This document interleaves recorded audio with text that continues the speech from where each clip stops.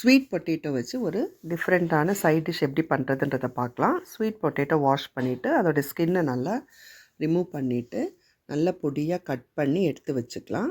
ஸ்டவ்வில் ஒரு பேன் வச்சுக்கலாம். பேன் நல்லா சூடான உடனே அதில் தேவையான அளவு ஆயில் ஊற்றிக்கலாம்.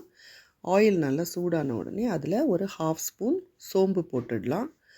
சோம்பு போட்டுட்டு சோம்பு நல்லா பொரிஞ்ச உடனே கொஞ்சம் கருவேப்பிலை இலைகள் உள்ளே போட்டுடலாம். ஒரு பெரிய வெங்காயம் பொடியாக கட் பண்ணி எடுத்து வச்சுருக்கேன். இப்போ அந்த வெங்காயத்தை உள்ளே போட்டுட்டு கொஞ்சம் நேரம் ஸ்டவ்வை மீடியம் ஃப்ளேமில் வச்சுட்டு நல்லா வதக்கி விடலாம். ஓரளவு நல்லா வதங்கின உடனே ஒரு 1/2 ஸ்பூன் இஞ்சி பூண்டு பேஸ்ட் போட்டுட்டு அதையும் வதக்கலாம். இஞ்சி பூண்டோட பச்சை வாசனை நல்லா போன உடனே ஒரு பெரிய தக்காளி மிக்சியில் அரைச்சி எடுத்து வச்சதை உள்ளே ஊற்றிட்டேன். இப்போ இதையும் போட்டு நல்லா வதக்கிட்டு தேவையான மசாலா பவுடர்ஸ் எல்லாம் போட்டுக்கலாம்.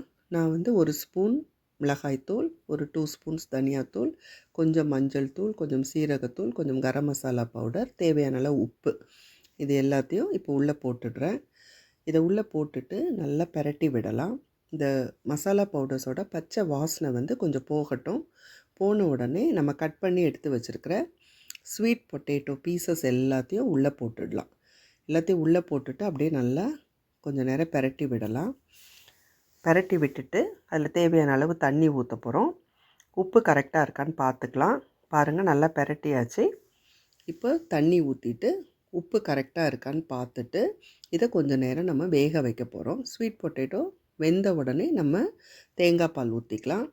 ஒரு மூடி போட்டு நல்லா வேக வச்சுடுங்க. அப்பப்போ ஓப்பன் பண்ணி அது வெந்துடுச்சான்னு பார்த்துக்கோங்க. நம்ம கூட்டு மாதிரி பண்ணுறதுனால தண்ணி நிறையா விட வேண்டாம். கன்சிஸ்டன்சிக்கு ஏற்ற மாதிரி தண்ணி கம்மியாக ஊற்றிக்கோங்க. அது நல்லா வெந்துடுச்சு. இப்போ தேங்காய் பால் ஊற்றிட்டேன்.